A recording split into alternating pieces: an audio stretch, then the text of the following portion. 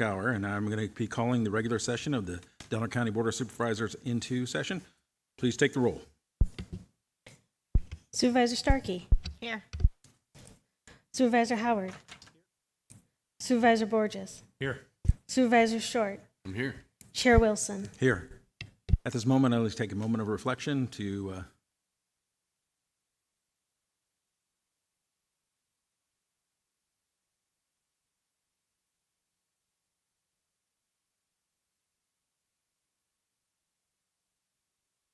hour, and I'm going to be calling the regular session of the Delaware County Board of Supervisors into session. Oh, flashback. And I will stay. Please stand for the Pledge of Allegiance.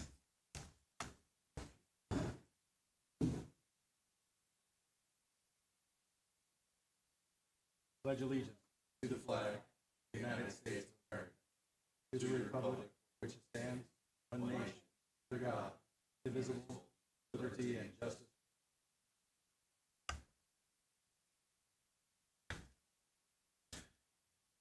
And as a moment for introductions of new employees, any new employees?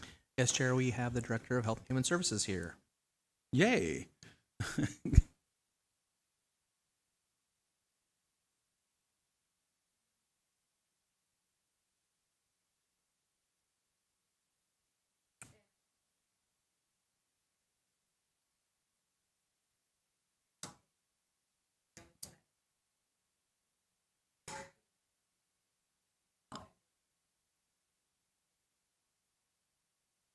Thank you. Welcome.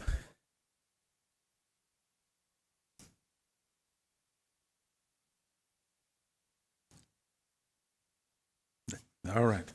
Moving on. Do we have anything to report out of closed session? Yes, Chair. The board voted unanimously to give authority to Deborah Muchmore to represent the board in negotiations with all of the unrepresented employee groups within the county.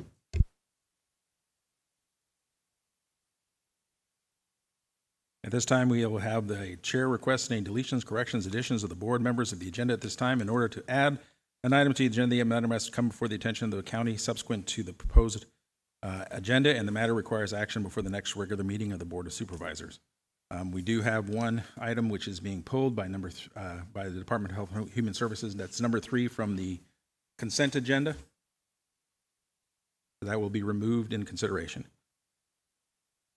Any other additions, deletions? Seeing none. We will receive brief reports of announcements relative to the County of Del Norte, programs and projects, process 2x2 committees, goal committees, etc. We will start with Supervisor Starkey. Thank you, Chair. I'm only going to report on just one meeting this week. I attended a lot, but I just wanted to spend my time talking about the ad hoc meeting for the 4th of July incident. We did meet last week. We heard from each entity with regard to what they would like to see moving forward and how we were going to combat the complete chaos that the 4th of July and illegal fireworks have brought to our town. The Crescent City Police Department indicated that it wasn't nearly as chaotic on Howe Drive as it was on South Beach, but the presence of illegal fireworks were prevalent throughout Crescent City as well as the county. The mayor, Mr. Inscore, expressed that he had some concerns that he was not more aggressive with his stance on illegal fireworks for the years leading up to this, that he wishes he would have done more. The harbor talked about their infrastructure and the damage that has been done to their infrastructure, the asphalt, as well as just some real significant concerns that they have with regard to protecting that infrastructure, their boats and whatnot, and how it could have turned disastrous had one of the illegal fireworks landed in one of those boats and caught it on fire. The harbor is seriously considering an all-out ban of legal and illegal fireworks because of the damage that it is causing. The fire chief from Crescent Fire said that his previous employment was down in the Southern California, and that an all-out ban is actually better, in his opinion, because it's easier to enforce. I don't think the group was completely there yet with regard to making that proposal, but it was something discussed. There was discussions regarding ordinances and how we can all three be on the same page. And so all of our county councils are all working together. I guess they're not called county councils, but all the attorneys are working together to have a consistent message. And I really do believe that's very important too. Any ordinances obviously will be brought back to the individual boards for approval from the boards. We did all just, agree, and I think it's worth noting that all the fireworks that are being trucked in here in U-Hauls and set up days before, they're already illegal. And so enforcement is really the direction that we need to go.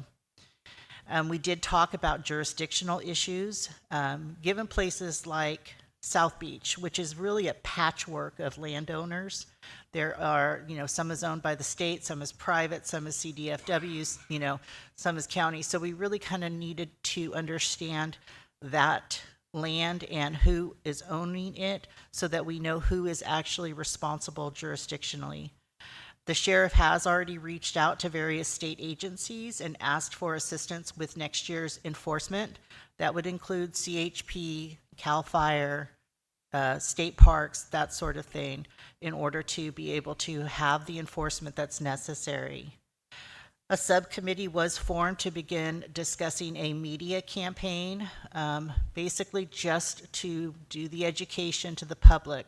While it's clear illegal fireworks are illegal, however, it's nice to have a reminder as you're driving into Del Norte County, either through billboards or road signs, the electronic road signs, that remind people what the penalty is if you are in possession of illegal fireworks. We even discussed talking with the chamber to help with that media campaign outside of even the 4th of July activities, even get into the markets that are very hot, like Redding and Eugene and that sort of thing, because I do believe we get a lot of visitors from those areas. And so what that would look like for her to help us get that messaging out, like she did when we had the pandemic and like she did with the last chance grade closures. And we agreed that enforcing the no camping along South Beach will alleviate a lot of the compounded issues that we have, that are the days leading up to it, the drinking that is excessive, and those types of things. They go in there and they build these huge areas. They carve out the sand so that the illegal fireworks can be let off from there. So if we could alleviate some of that, that will help with the problem. We're going to be meeting again next week and start rolling out some of the plans and get them confirmed. And so it's possible that this board, along with the other boards, again, in addition to approving an ordinance if that is necessary, but we will need to write letters to the state requesting additional law enforcement and firefighters, as it is their jurisdiction, and we do not have sufficient resources as it stands right now. That is my report. Supervisor Howard, please. Thank you, Mr. Chairman. In the past, I've discussed as a member of tri-agency the issues that we were working on in relation to redundancy in power here post fire in August and September last year. Some of those conversations resulted in a study being conducted by Bonneville Power Administration, Pacific Power, and Coos Curry Electric to try to join an old line system that we had back in the 60s before the Coos Curry Electric system was formed and that line was severed.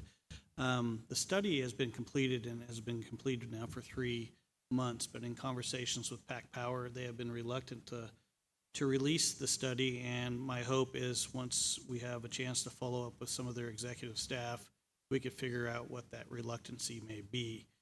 But this has been leading into discussion also running in a parallel path on potentially microgridding some of our critical infrastructure here in Del Norte County, specifically around the Washington Boulevard area. I've been in conversations with a group called Site Logic that is the leader in the nation in developing microgrids for the area, and especially here in California. And we sat down with them last week, the city, the county, Center Coast Hospital, and the school district as potential players where this first launch at a microgrid might be. And it was interesting to learn, based on power studies that they had conducted pro bono, kind of where we're all at. Surprised to see the power usage at Sutter Coast being as high as it was, but in essence, given that they do not have the redundancy that they need in the current times, both the school district and Sutter are already aggressively pursuing redundancy in their systems. The county and the city are a little further behind than I had hoped to be, but at this point, it's good to catch up and be on board. With that, Mr. Chairman, I'd request potentially for a meeting at the end of September, potentially at our meeting on the 24th, that we invite SiteLogic to give the same data set to our Board of Supervisors to see and learn what I've learned to date as a way in extending this conversation to see if there would be a willingness in the future to pursue microgrids. In a tour I took the following day to Humboldt County to see the Arcade Airport microgrid that was completed in 2002 and been up and running for 3 years now, and then also the McKinleyville Wastewater Treatment Facility, CSD, which has been up and running for quite a while now too, and what it's cost and took. But we'll save those conversations for a later date during that presentation, where I'll also invite those CSD directors to our presentation.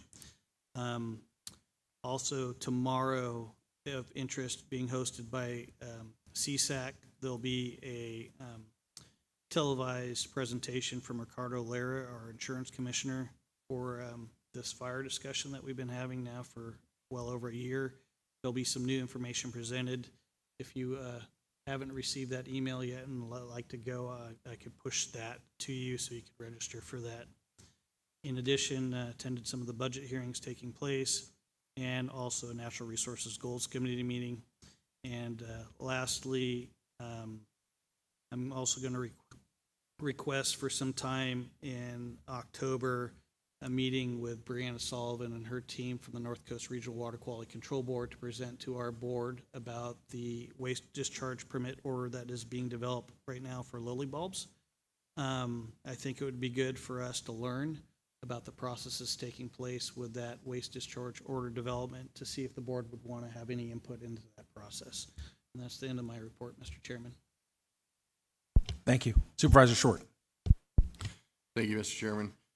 Since the last meeting, I attended the Pelican Bay Citizens Advisory Committee meeting, and happy to report after hearing quite a few concerns from the community about Pelican Bay State Prison. Their population is up to 2,251 as of the day of the meeting.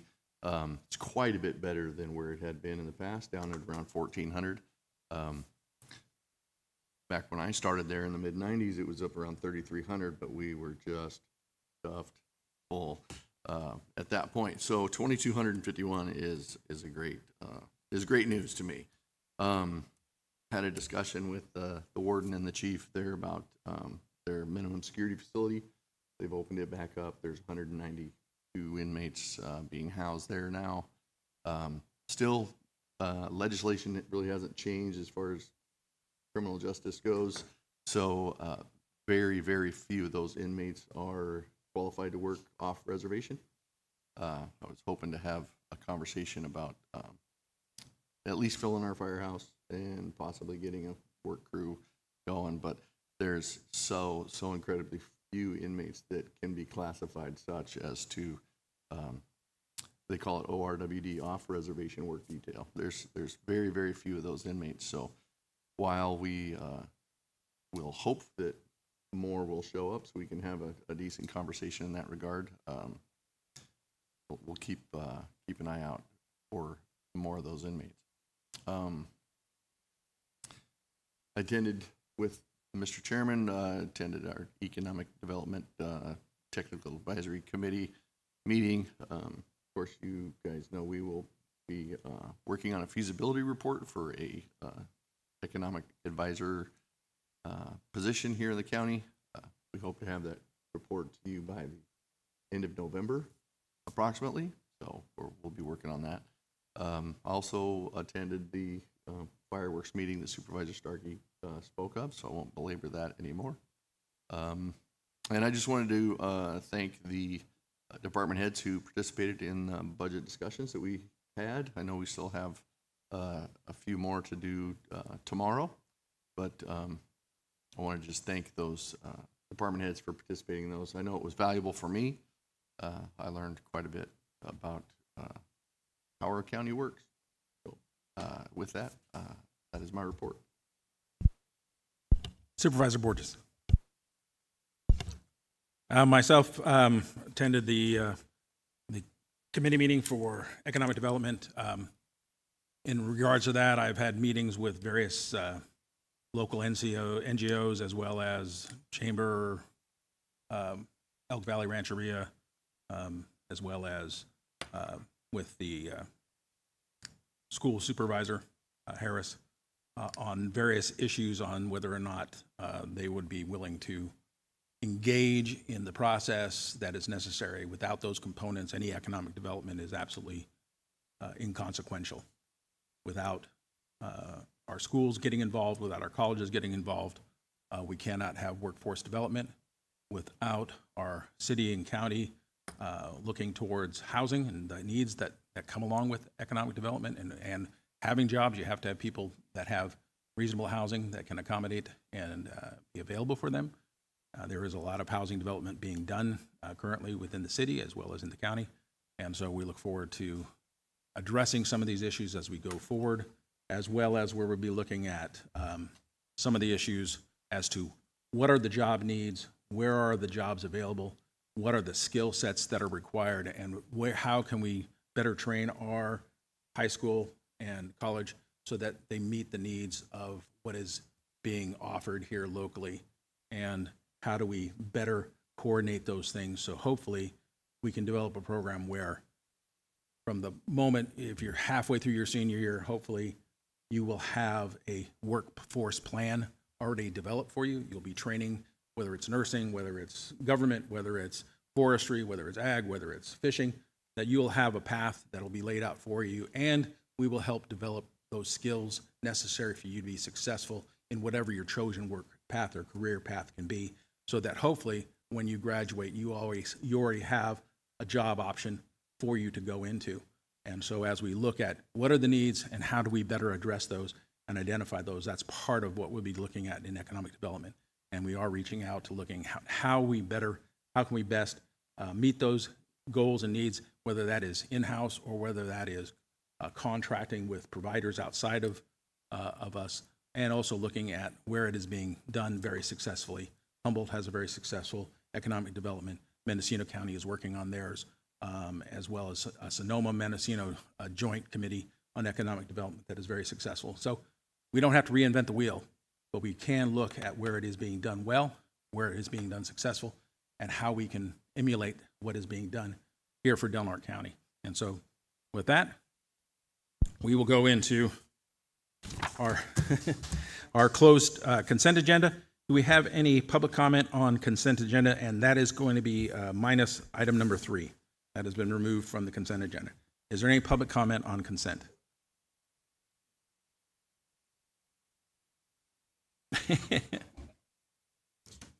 I'd move to approve the consent agenda items 1, 2, 4 through 13, Mr. Chairman. I'll second that. We have a motion and a second. Please poll the vote. Supervisor Starkey? Yes. Supervisor Short? Yes. Supervisor Borges? Yes. Supervisor Howard? Yes. Chair Wilson? Yes. And that'll bring us up to general government. Number 18, approve and authorize the chair to sign an attached termination agreement regarding Tri-Agency Economic Development Authority by and between the County of Del Norte and the City of Crescent City and the Crescent City Harbor District minimums 8 member agencies. Tri-Economic Development Authority and California Tri-Powers Authority is requested by County Council. This will resolve our existence with the tri-agency, as well as it will authorize the utilization of the funds necessary as our share 1/3 of the termination. Move to approve, Mr. Chairman. Second. Any public comment?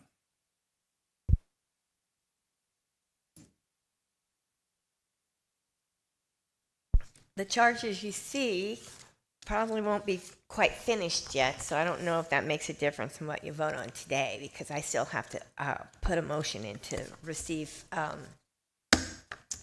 my filing fees and attorney consultation costs. So, just to let you know. Thank you. Any other public comment? Seeing none, please poll the vote. Supervisor Borges, Yes. Supervisor Short, Yes. Supervisor Starkey, Yes. Supervisor Howard, Yes. Chair Wilson. Yes. This brings down to number 19, approve and adopt budget transfer number 623 for the amount of $465,691 within the probation department AB 109 budget for excess jail expenditures as requested by the chief probation officer. Move to approve, Mr. Chairman. Second. We have a motion and a second. Any public comment on this issue? Seeing none, bring it back to the vote, please. Supervisor Short, Yes. Supervisor Borges, Yes. Supervisor Starkey, Yes. Supervisor Howard, Yes. Chair Wilson. Yes. And in my efficiency, we have a 4-minute recess. We will resume back at 10:25.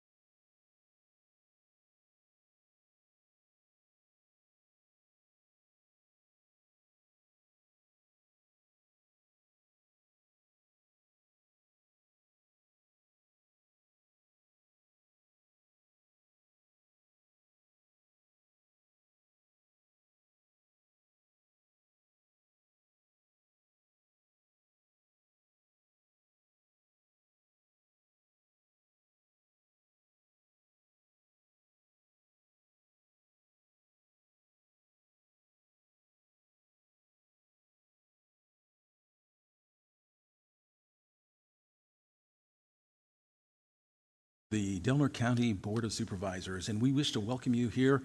And this is a time for public comment. It is 10:25.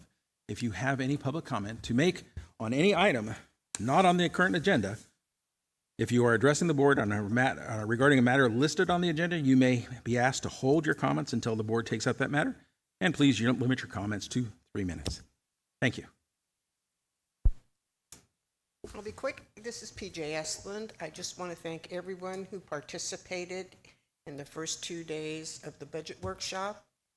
I know we had several people who watched online, over 100, which is wonderful. I would encourage those who just watched online to gather their questions and join us tomorrow afternoon from 1 o'clock to about, I think it's 3:30 scheduled, for day 3 of the workshop, and bring your questions and please participate. It's very important that those of us who, which is the entire county, who are ultimately responsible, because we hire these board members, so they work for us, which makes us ultimately responsible. So if we don't participate, we certainly can't complain about what they do or don't do. So please be here if you can. Thank you. Thank you. Any other public comment, please?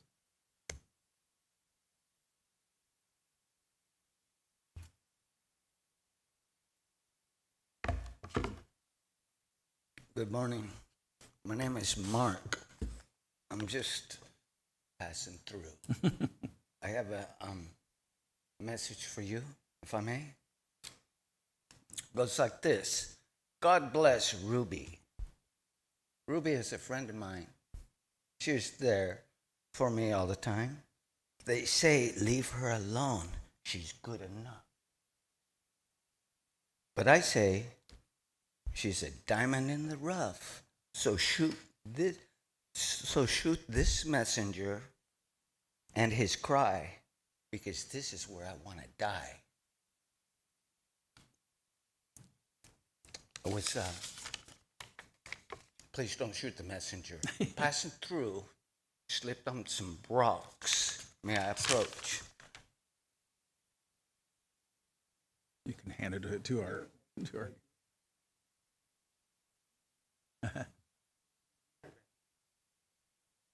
Thank you for your concern for the homeless. I'm a seasonal worker. I'm up here doing work, trying to find a place to stay. And I love Ruby. God bless Ruby. Now, I met a whole bunch of people up here. And I know this is probably the poorest county in the state. We can fix that place with no funds from this county. With a whole bunch of, look at all these people, the beautiful people of Del Norte County, which is their park, your park. And I'm going, with all these people put together, and the tribe of the Talwalas, which they consider you the occupying force of their land. So they're probably willing to bestow maybe even a brand new restaurant, you know, because I'm just saying that with the, it's not compliant with the Americans with Disability Act. I invite you to go and look at the situation and you tell me. Where I come from, you're either working in the problem or working in the solution. But with all of us together, get a really nice, it's nice. And thank you for sharing your county with me. Thank you. Thank you. Any other public comment? Remember all this. I think I wrote each one of you a letter in regards to the Harbor District.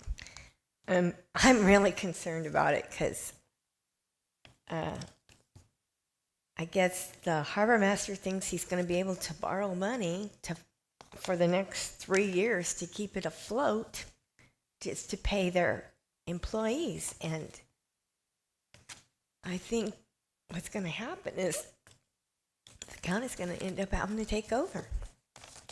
So I hope you're reaching out and having discussions with these people. Thank you. Thank you. Any other public comment? Seeing none, that brings us up to our 10:30 timed item to receive an update on the St. George Reef Lighthouse. We have John Zimmerman here for the presentation. I want to make sure my landlords are informed of what's going on. Oh, yeah. Newsletter. Thank you. Yes.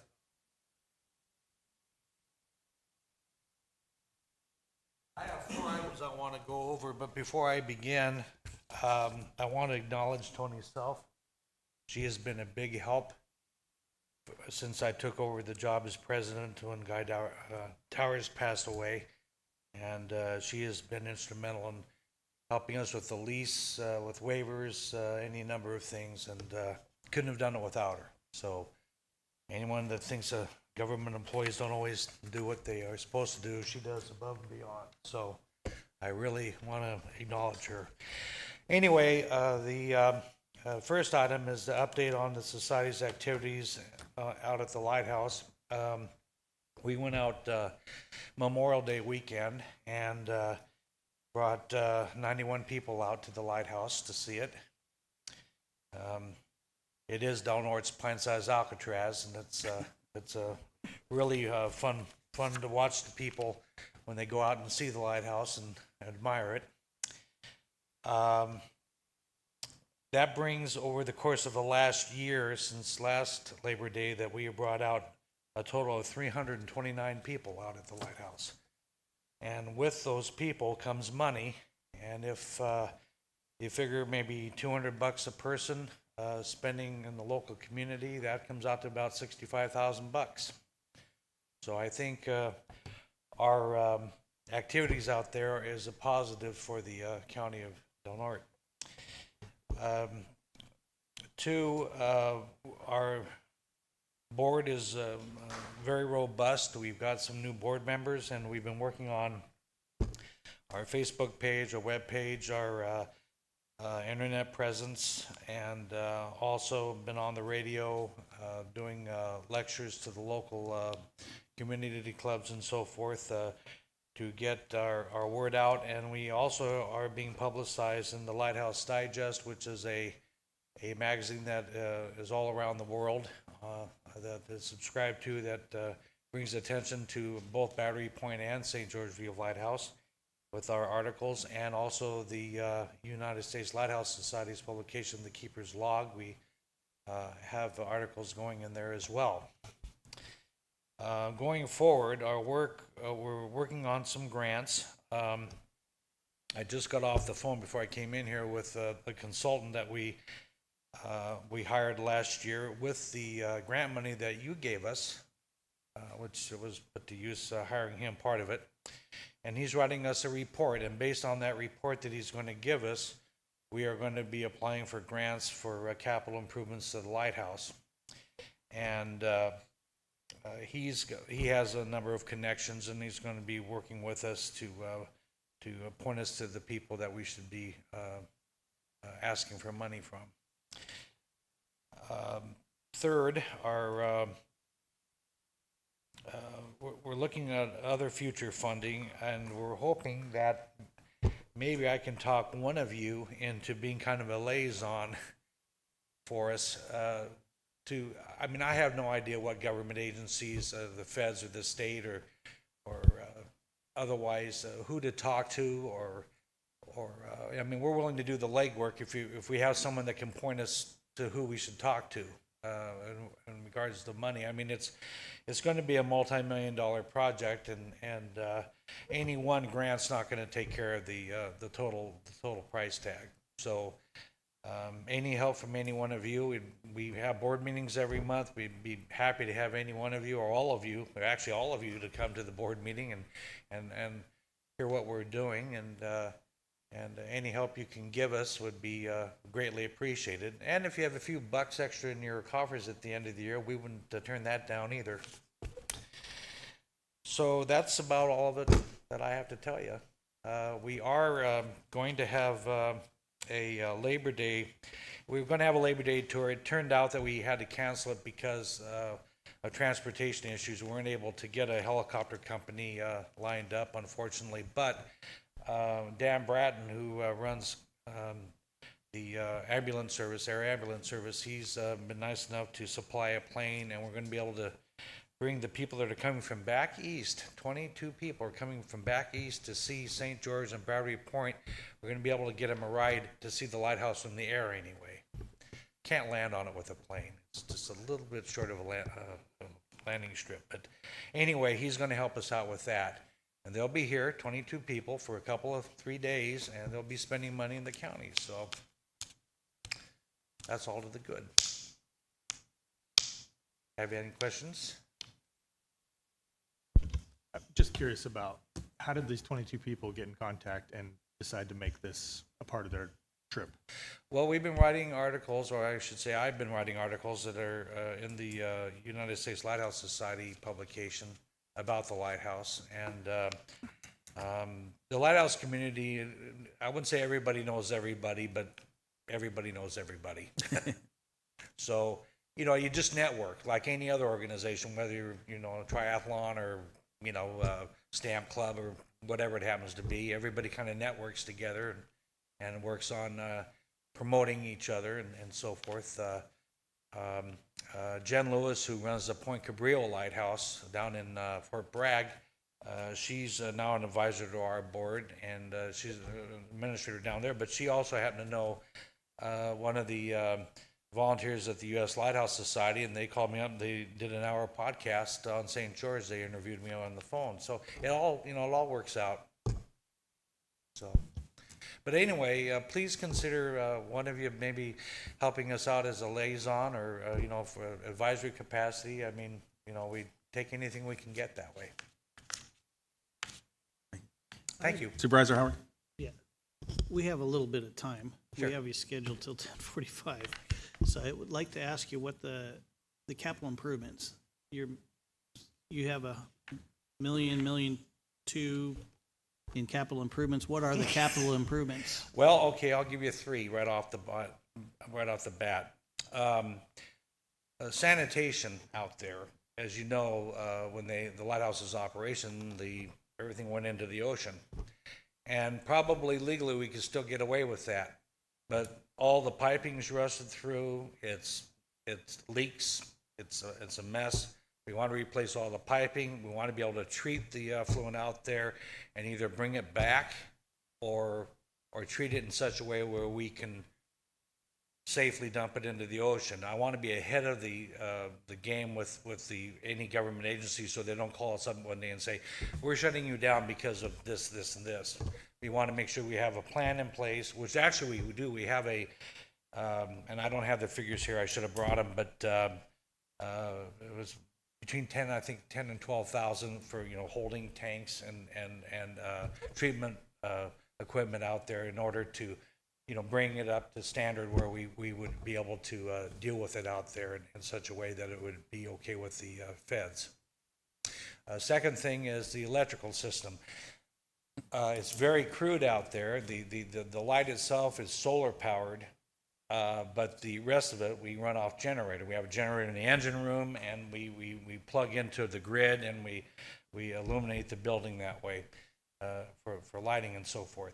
It's a real catacomb if you don't have any lights down in the engine room. It's dark as dark can be. But what we want to do is we want to put in additional solar panels, an inverter, a battery system, and we take out all the electrical that's there and replace it with new wiring.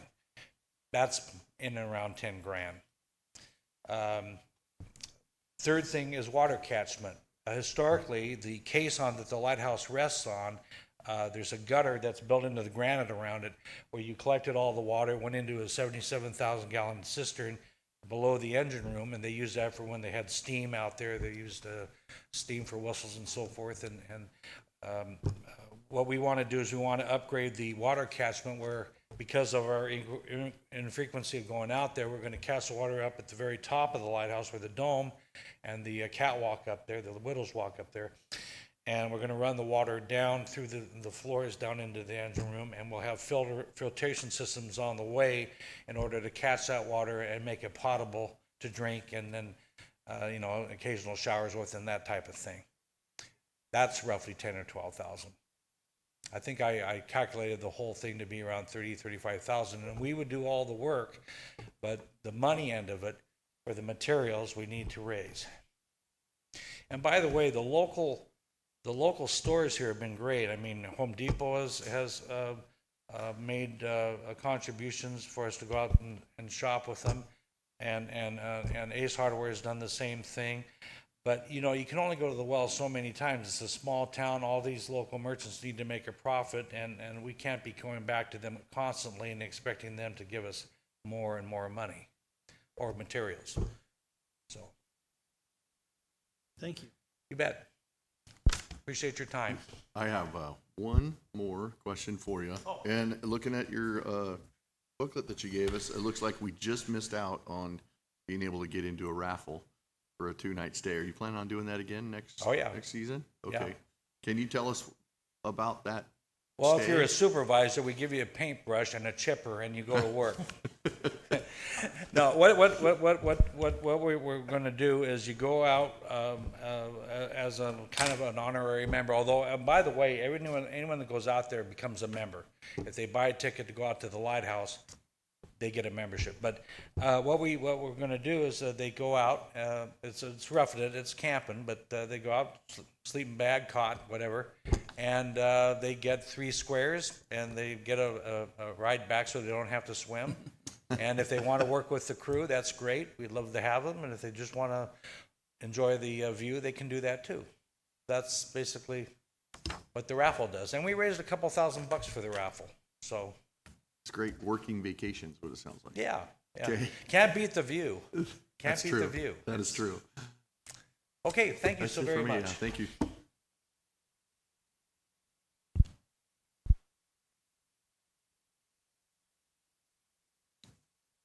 It'd be an ideal for your taxi. Your vertical takeoff and landing taxi, yeah. Any public comment on the lighthouse?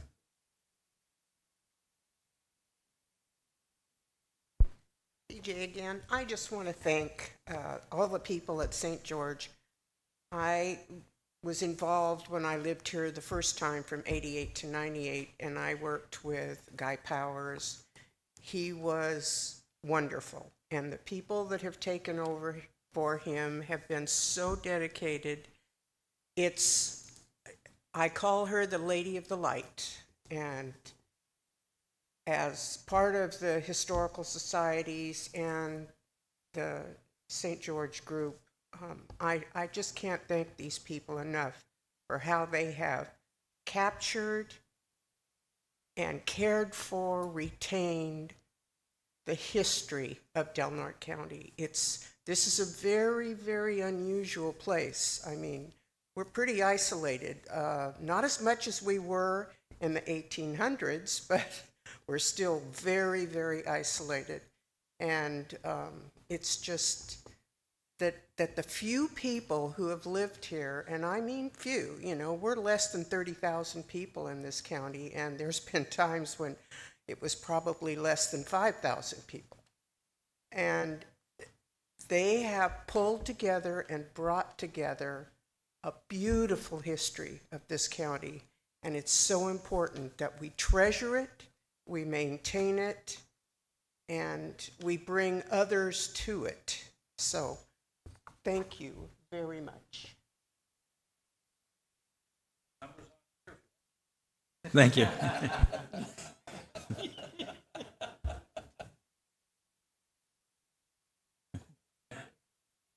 Any other public comment? Thank you so much.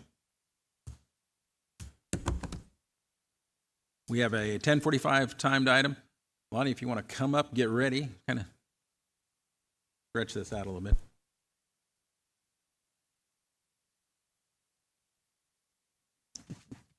Or just ask, whatever that is.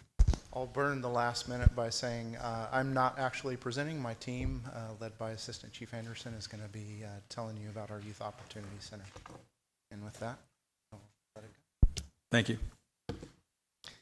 Good morning, Board. I'm Jordan Anderson, the Assistant Chief Probation Officer. A little history on myself is I've worked with the county for 19 years, starting at Barrow Boys Ranch. I've worked with at-risk youth through my career there as a counselor, and transferred over to the juvenile hall as a supervisor, and then eventually promoted to a facility manager, and then now the assistant chief. And I currently supervise and manage the Youth Opportunity Center, and the Reentry Service Unit. So thank you again, Board, for allowing us to present the Youth Opportunity Center today. I also want to thank the Reentry team, Ben Valley, Amber Hartwick, Shauna Wilson, Robert Areola, and the program coordinator, Tamara Sweeney.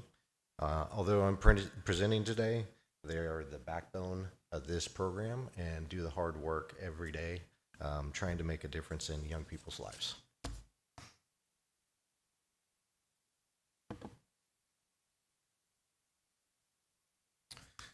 So what is the Youth Opportunity Center? It's a safe place for youth to pro-socially engage in a centralized location for them to receive needed services, where we can challenge behaviors and thinkings of the youth with creating goals of higher responsibility, accountability, and opportunity to change the course of their lives.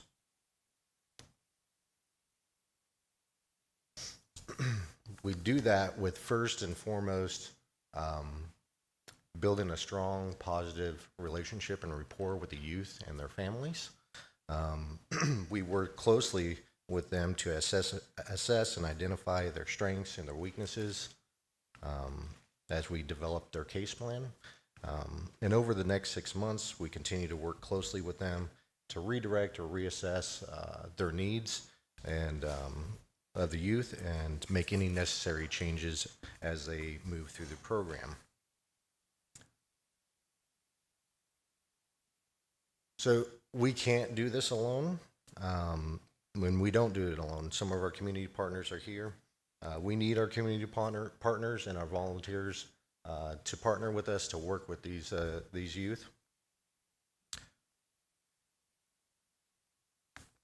So we are looking to serve and target youth between the ages of 12 and 17 years old who need additional support, resources, and life skills, some additional guidance with family relationships, school attendance, and other life challenges. What that process looks like is the youth, parents, guardians, agencies, community partners can refer those youth to the Youth Opportunity Center. That QR code up there is quick access to that referral process that can be used to start this. So all those initial referrals go to our program coordinator, who review them and bring them to the MDT, the multidisciplinary team, for review to make sure that these youth and families aren't receiving redundant services.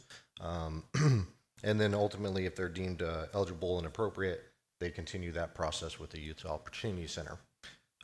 If they're ineligible or not appropriate, we'll still work with those youth and families to refer them to other agencies, community-based organizations where they can receive those needed services. So some of these programs that we offer here at the Youth Opportunity Center.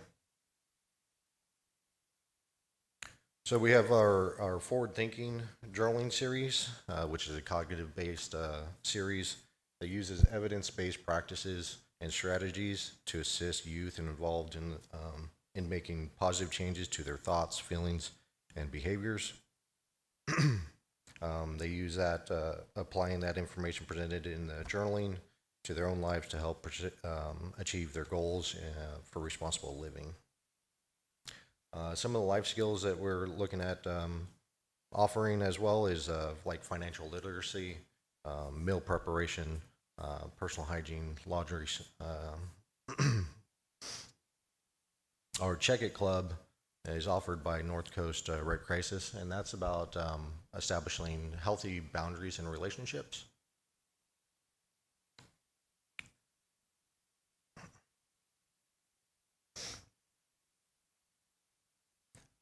So we're also looking at addressing the health and wellness needs of the youth. So the most recent survey shows that the student population of Del Norte County has about 6% that are eligible for homeless services or at risk of homelessness. So we're going to be offering shower and laundry services as well as personal hygiene. So these youth don't have access to laundries or shower services. With that comes a hygiene poverty. Hygiene poverty can affect their physical and mental health. These adversities cause young houseless struggles to succeed at school, with work, or virtually any other place. Another part of our program is community service. Working with community allows youth to give back to the community, gain responsibilities, gain skills and job experiences, and have a positive pro-social engagement. Some of those community services that we've already established are listed here. But volunteering in the community provides the youth the opportunity to meet community members and business owners that could be instrumental in guiding youth towards their future. We know that all it takes is one consistent, positive influence in a young person's life to really help steer them in a different direction. And we are always looking for new sites and partnerships. So again, that QR code can be a point of contact. And at the end here, I'll share some other point of contacts if we have people that are interested. So some of the pictures here that some of the community services that we've done, we've been at Inderts Beach on South Beach doing some cleanup here. Camp Berry has also been a great place for the kids. They love working with the dogs and the puppies. They get to do some socialization with the animals, leash training, basic commands.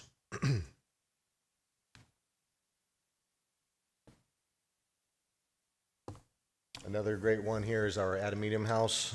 They've gone there to visit with the residents there. The youth get to connect with them, and they get to provide some unique perspective and insights on life. Over the holiday seasons, they were there passing out cookies and holiday cards.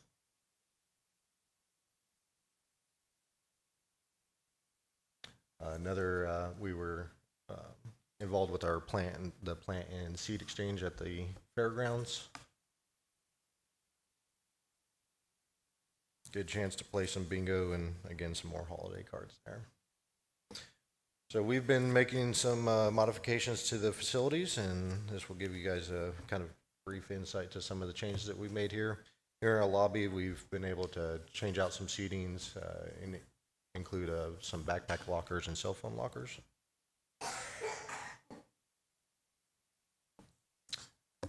This is our reception area. We got a sectional couch, some art decor there. We also have TV, books in the reception area.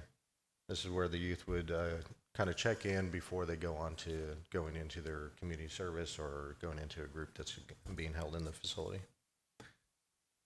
So this is where if they were going into a small meeting room, this is where they'd be meeting and doing one-on-ones or in a small group.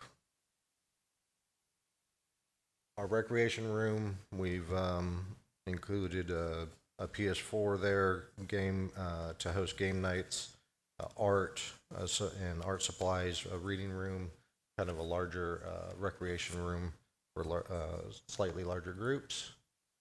And our classroom, this was for large groups and meetings where we have audio, video, and Wi-Fi connections if needed. And our full-size gym, where they can do volleyball, soccer, kickball, basketball. Some of the plans here is bringing in some acoustic tiles and a traversing rock wall. We have a fully stocked commercial kitchen. This is where we'll be looking at building up some of those life skills and job skills of culinary and meal preparation to help them gain skills in how to provide healthy and safe meals.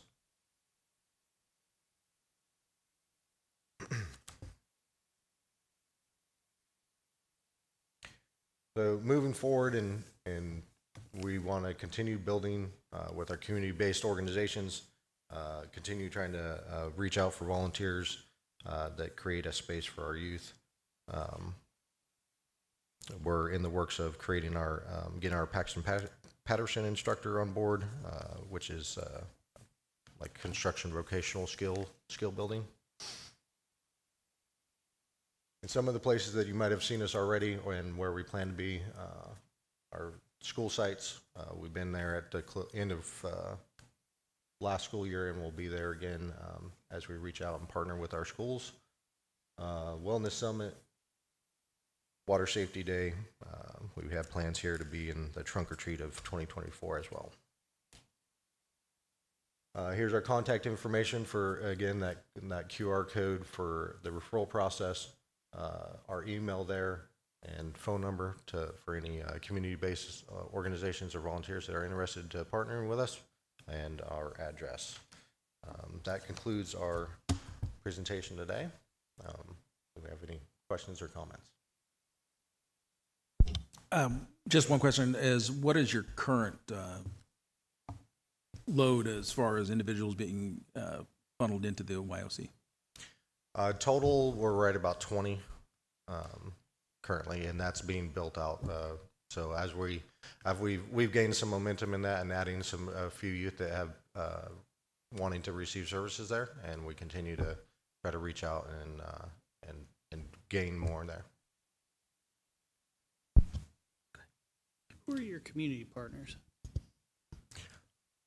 Community partners. So currently we have like behavioral health comes in and assists us with a anger management group. We're working with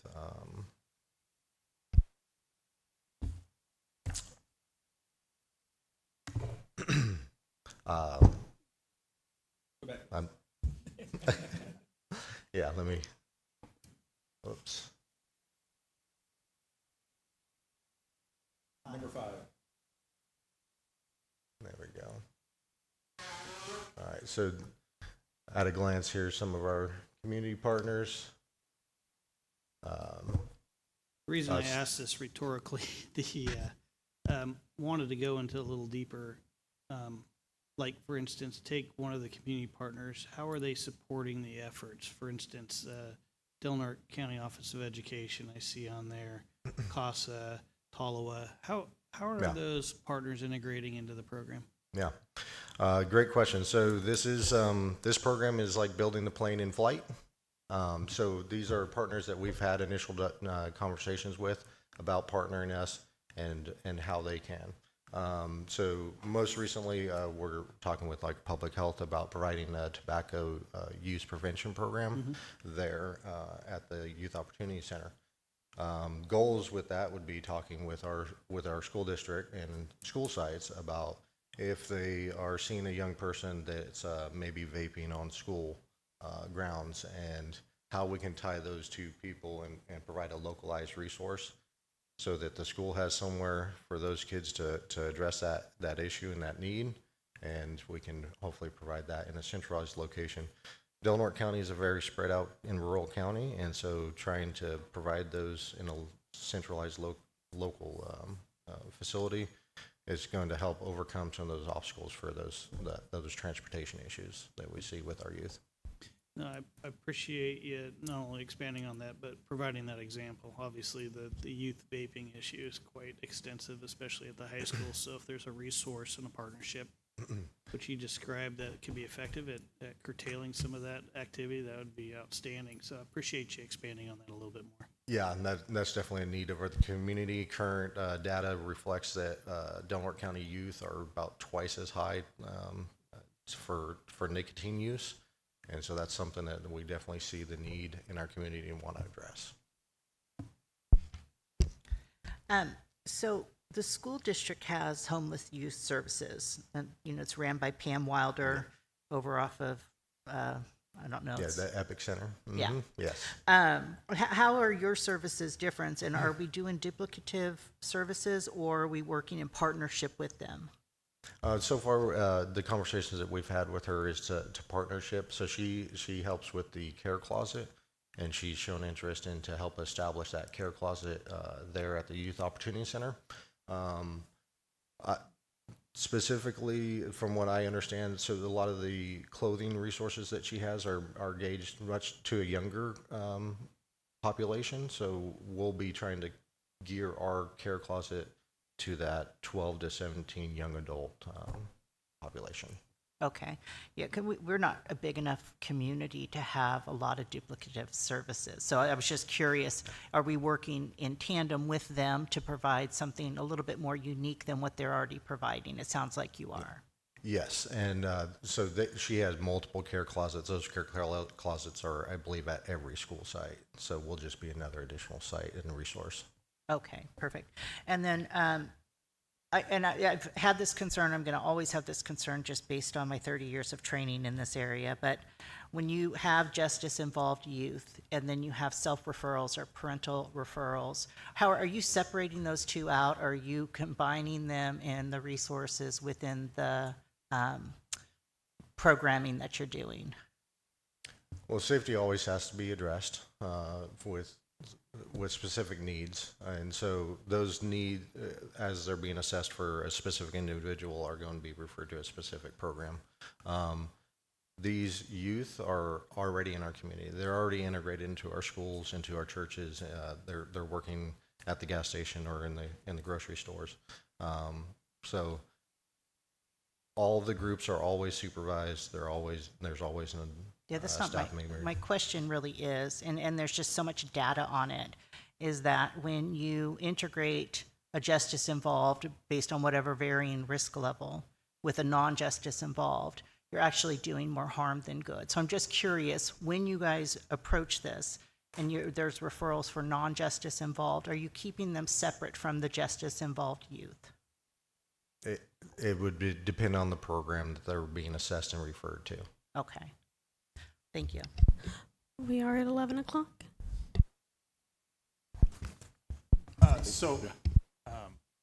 Having coached, youth sports, football for many years, you can see kids come in that are at risk, I guess, or have maybe a different home life than the average kid.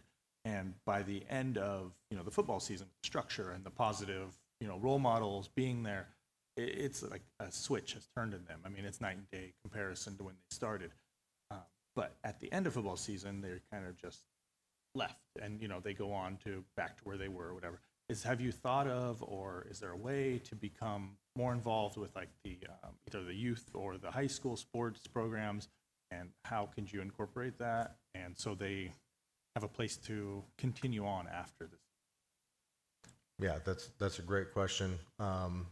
So I think we touched on it here in this slide.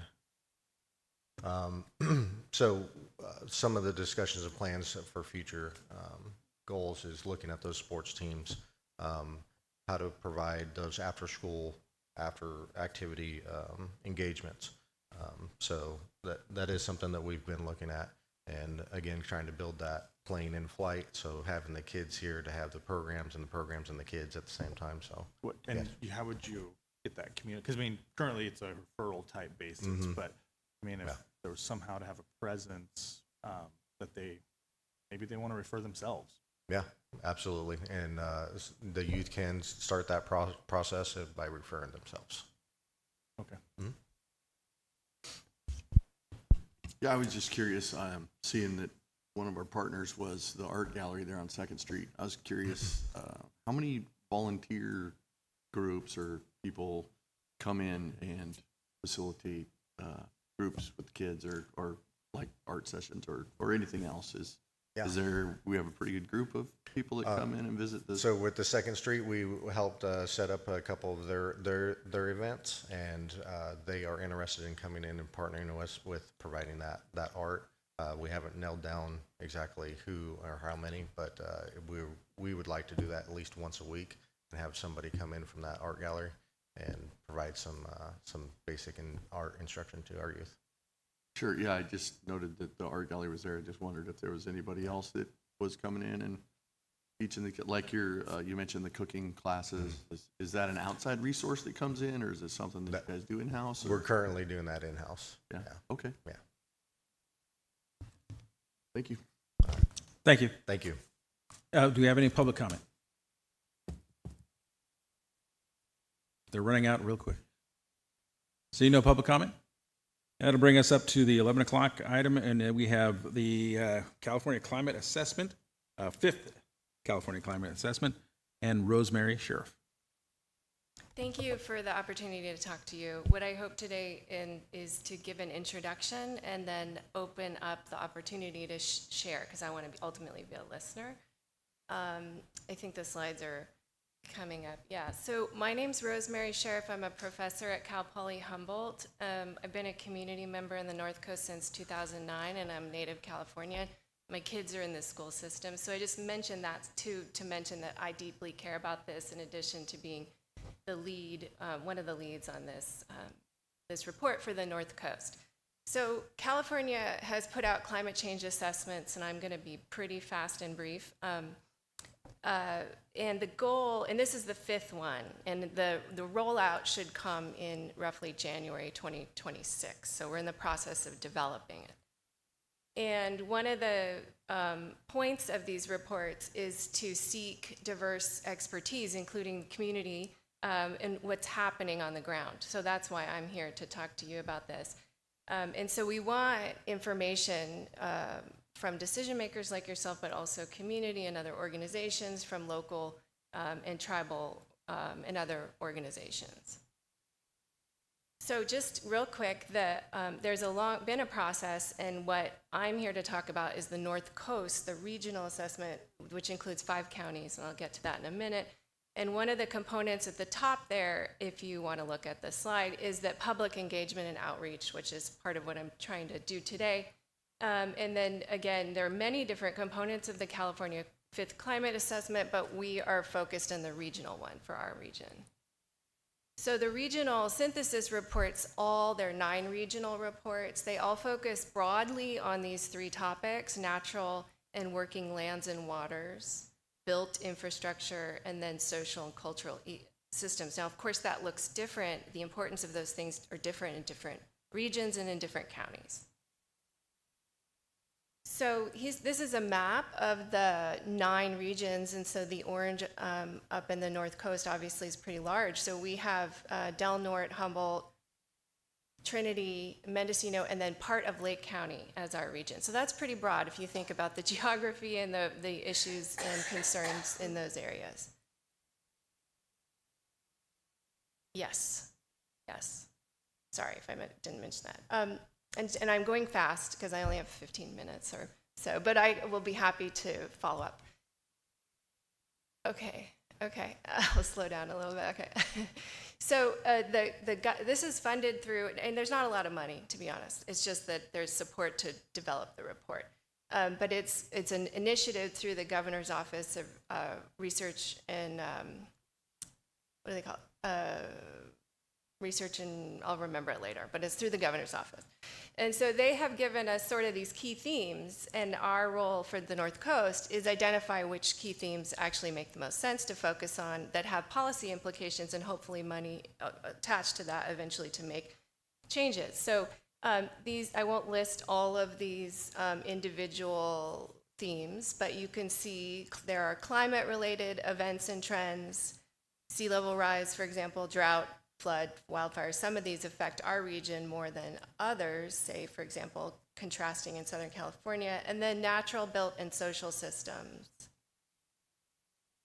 So without going through that list, you can see it's a long list, and some things, again, are more important and vary, and also overlap, right? These are overlapping and confounding issues. So our role, and I'll get to who we are, there's a number of us, is to oversee this report for the North Coast and to lead specific topic issues. So we are each have different expertise, and we're working together as a team. We also want community engagement. We want to hear from people. We want to hear from you about what's important for Del Norte and broader locations.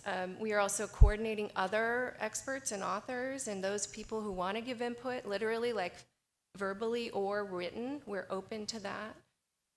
We're doing a number of other things, and then we're leading and supporting engagement events. And one of the things we're trying to do is reach out like this and talking to people individually, and then also having engagement events, but also there are events that happen in these counties, and we want to try to participate in that and capture that audience to share and hear from them as well. And we've done a little bit of that, but this is part of the process.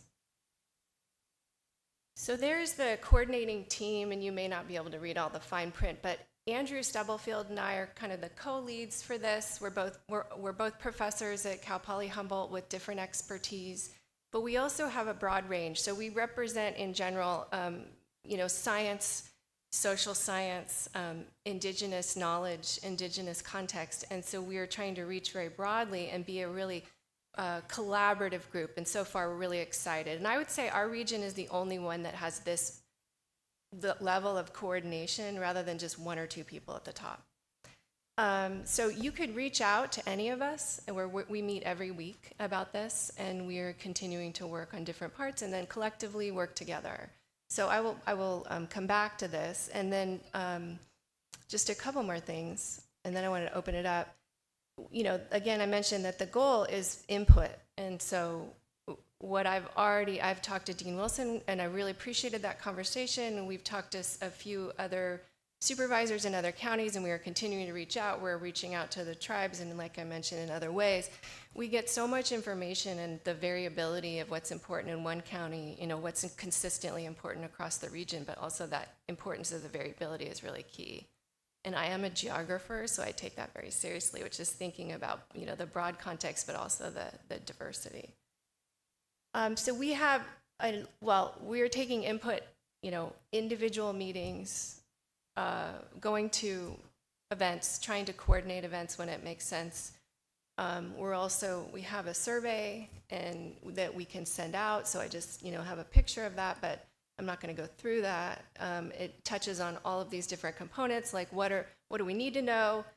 What are the issues because of climate changes? What are the synergistic interactions? What are the natural and working land? What are the priorities? What do you think is important? And then built environments and social systems and cultural resources.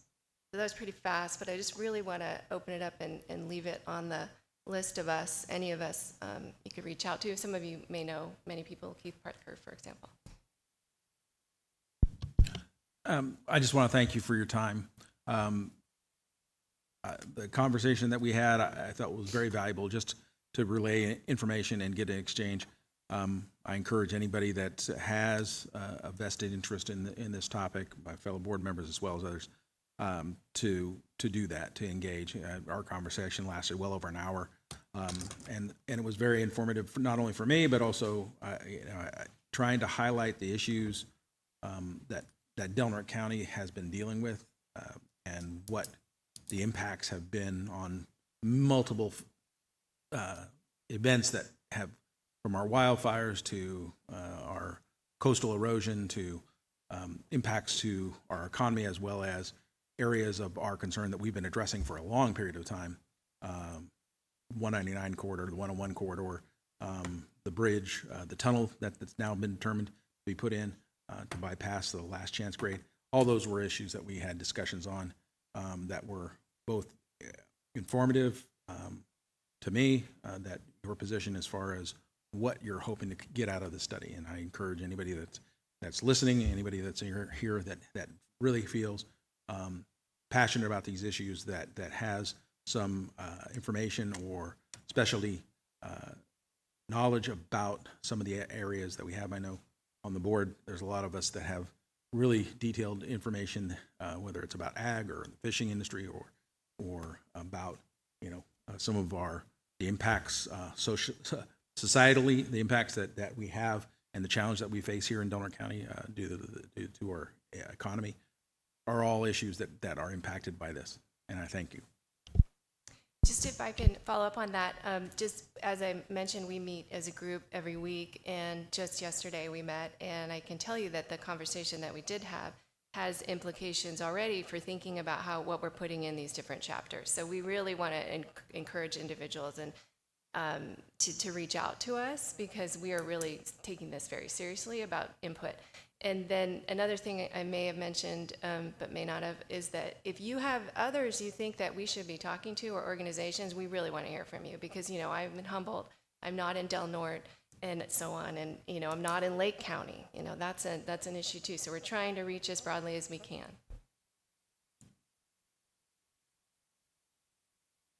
Supervisor Howard. Thank you, Mr. Chairman. No, I appreciate the presentation, and I want to piggyback and then obviously add to the conversation, because that's why you're here, is to listen, on Chair Wilson's comments on societal impacts. And I'm glad he brought that up, because as a rural county, as a county that's experienced a lot of change over the last 40 years, societal impacts as it relates to our community's health is extremely important. And we're always at the bottom of the wave and get buried every time there's a policy change in the state of California.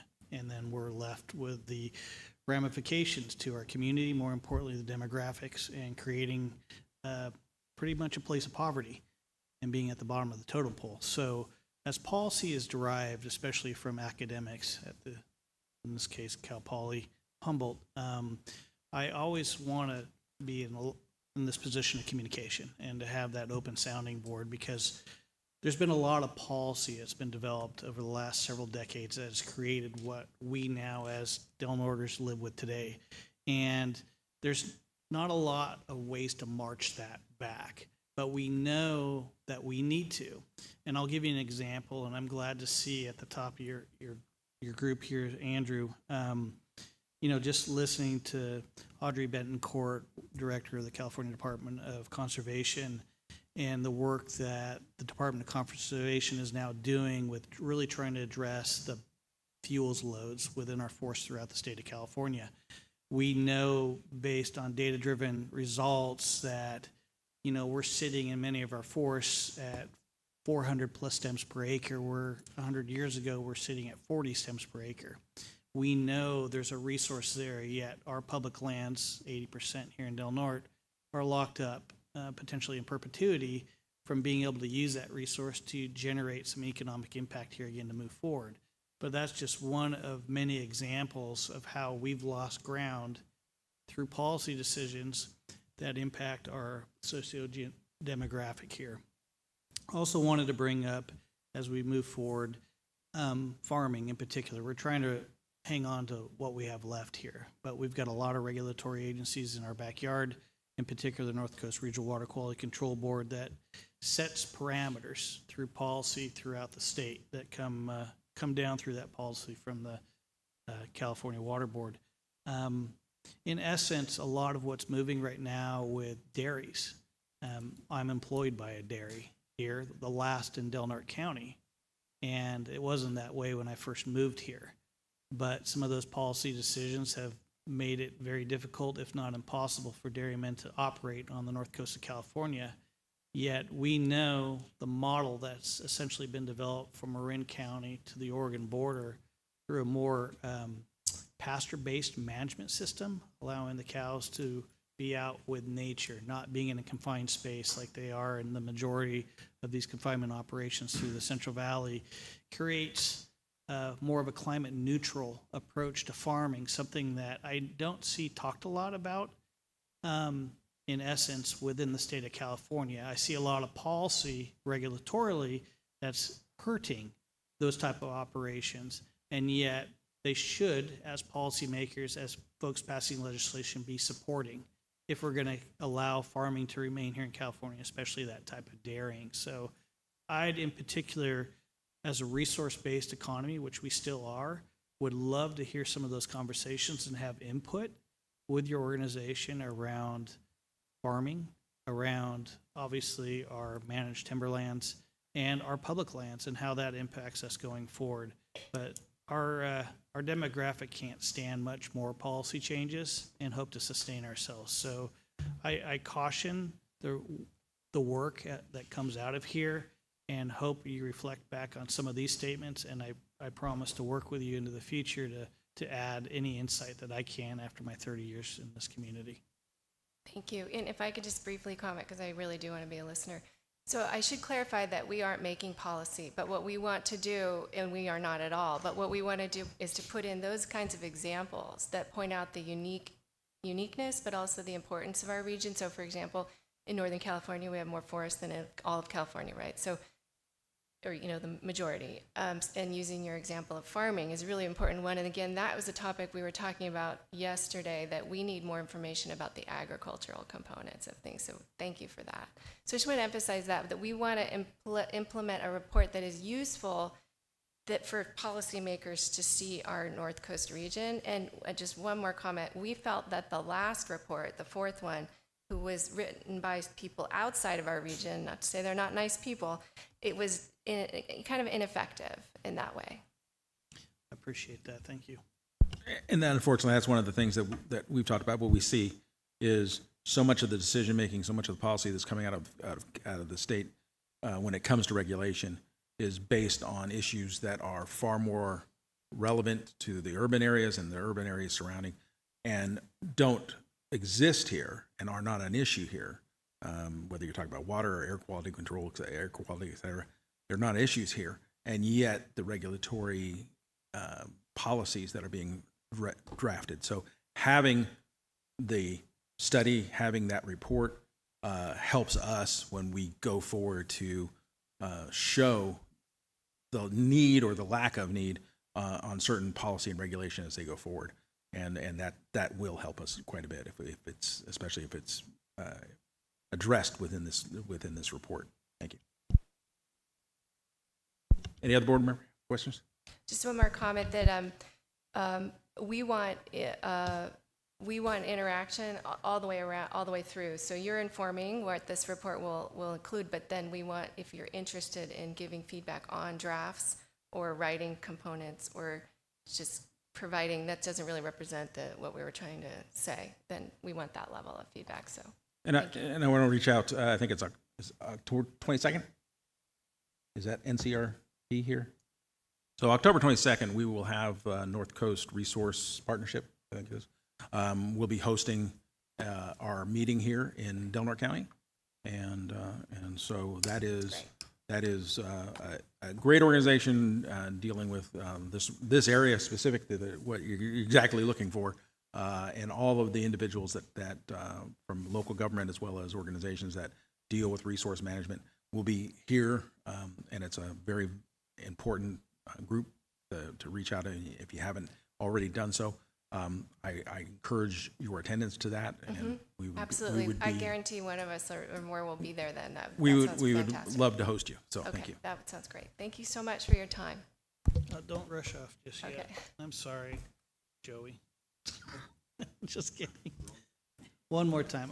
If you could expand a little bit on how is the conversation developing around energy development, in particular with your organization and getting feedback. We're paying obviously a lot of close attention to wind power generation off our coast.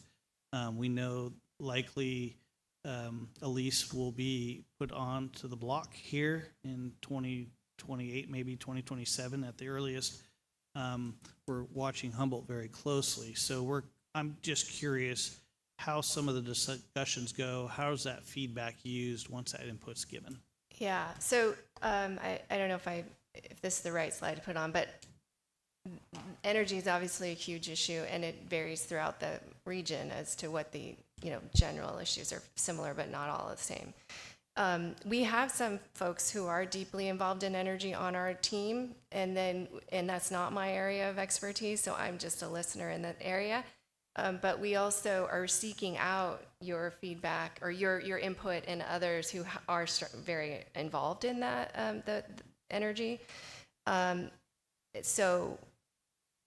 We haven't written this report, and it is generally a report that it represents our region and what the issues are, concerns for resiliency, and maybe some examples of what have already happened that are positive, that we know work, innovations, and so on. So it really is a report that we want California and the governor's office to see that is effective for our region. So I don't know, that was a pretty broad answer, but I've made a, star on energy, and we know that it's a big issue. So feel free to reach out, and we will incorporate who and what you think we need to. Right. No, I just know when the governor's office and that team gets together and starts developing this direction, I'm glad at least this fifth iteration will be locally driven. That allows for a little bit closer to home insight, and more importantly, closer to home input. I just always worry about how that input directs policy and legislation. And so with that caution, I do look forward to participating in whatever process is available. Yeah, thank you. Thank you very much. Any questions from the public? Having none, thank you so much for making your way up there. Thank you Thank very you. This will conclude our regularly scheduled Board of Supervisors meeting, and I want to thank you all for your attendance.